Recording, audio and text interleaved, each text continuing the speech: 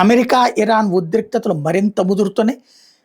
ఇవాళ తెల్లవారుజామున నిన్న రాత్రి కూడా ఇరాన్‌కి సంబంధించిన ఎయిర్ బేసులు, అట్లాగే వాళ్ళకి సంబంధించిన ప్రత్యేక దీవులు, వాళ్ళకి సంబంధించిన ఆయుధాగారాలు, వాళ్ళకి సంబంధించిన డ్రోన్ సెంటర్స్ మీదన అమెరికా దాడి చేసింది. అంతకుముందు చేసిన వాటిటి కాకుండా కొత్తయి ఎక్కడో తెలుసుకుంటోంది.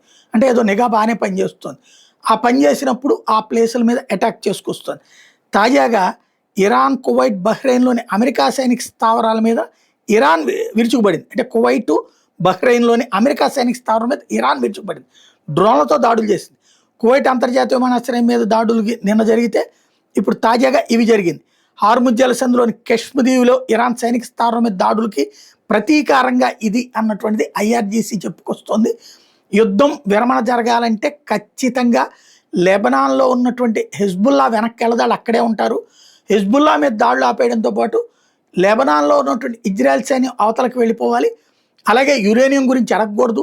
హార్ముజ్ జలసంధిని మీరు అడగకూడదు. మా చెప్పు చేతల్లోనే ఉంటుంది.